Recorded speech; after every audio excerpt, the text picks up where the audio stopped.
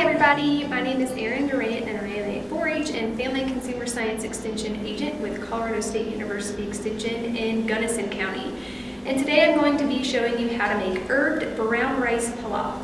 Pilaf is a rice dish that's made by cooking rice in stock or broth and adding in a bunch of spices, herbs, and vegetables. Today we're going to be using brown rice instead of white rice for added nutrition.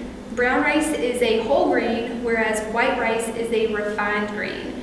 When they make white rice, they actually remove some of the outer parts of that rice grain that contain a lot of the nutritional benefits. So by using brown rice instead, we are going to maximize the amount of nutrition that we get out of this dish.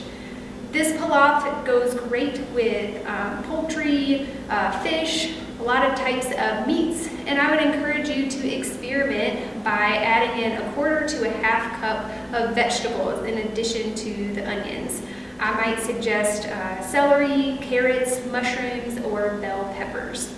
To make this recipe, you will need 1 tablespoon of olive oil, 1 small yellow onion, which I have already chopped up because I didn't want to cry on camera, 3 garlic cloves minced. I went ahead and minced these up ahead of time. You could also use the pre-minced garlic that you buy in a jar at the grocery store if you're short on time.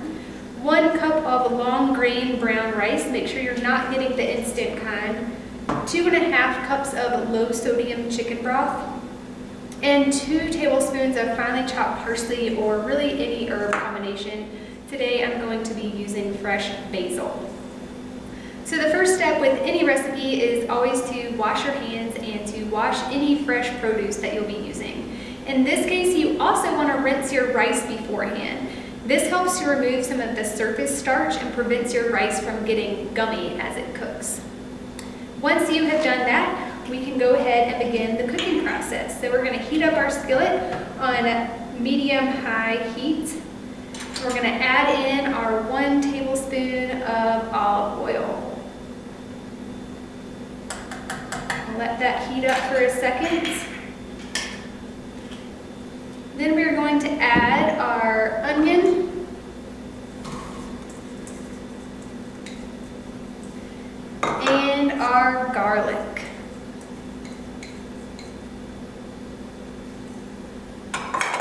We're going to stir this around to make sure it's coated in that olive oil to prevent it from sticking to the bottom of the pan. And we are then going to cook, stirring often until the onion is golden, which should take about 5 minutes, depending on your stove. All right, so just spread that onion and garlic out in a nice even layer in the bottom of your pan and let it start to saute until that onion starts to get nice and golden. Again, I'm on about medium-high heat. You might need to adjust the heat accordingly depending on your stove. I know this stove runs a little bit hot, so I might have to turn it down eventually. Your stove might run a little bit cold, so you might have to have it on a higher heat setting. Make sure you're stirring your onions and garlic occasionally to keep them from burning.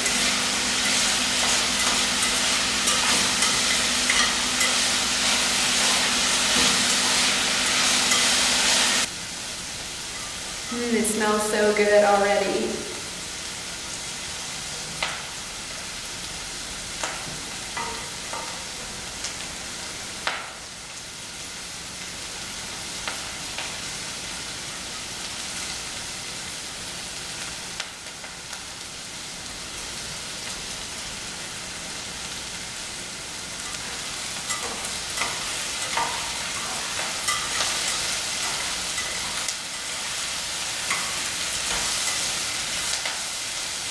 You don't want to constantly stir your onions because then they don't get the chance to cook on the bottom as well. But just stir them occasionally. Make sure you're spreading them out after you stir them each time. Alright, so my onions are starting to get a little bit golden. I'm going to give them maybe another minute or so, just to be sure. Alright, so my onions and garlic are now nice and golden. So I'm going to go ahead and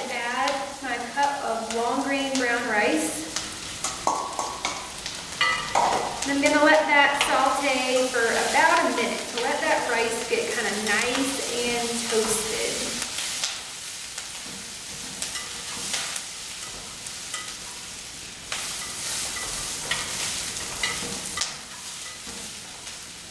I'm gonna stir this around pretty frequently because the rice can burn if you don't.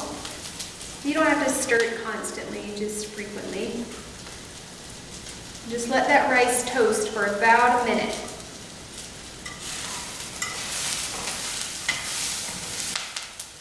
You might hear it kind of popping.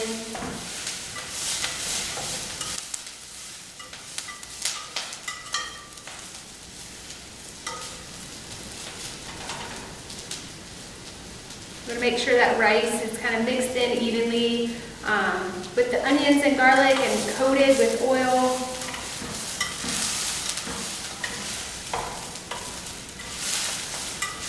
And after about a minute, when your rice seems like it's starting to get nice and toasted, you can go ahead and add in your broth. Again, this is 2.5 cups of low sodium chicken broth. And then you're going to season to taste with salt and pepper. And that broth does contain a little bit of salt already.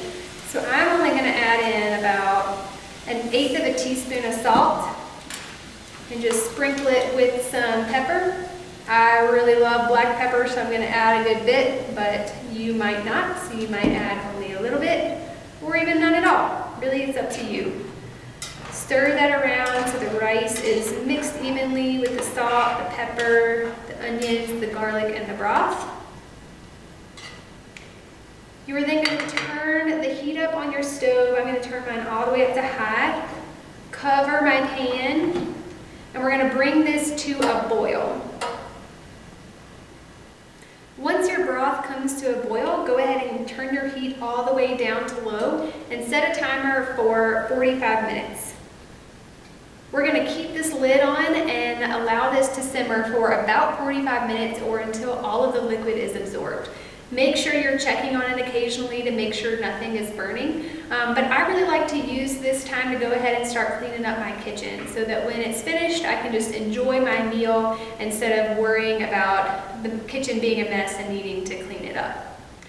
After 40 to 45 minutes, your rice should have absorbed all of the liquid in your skillet.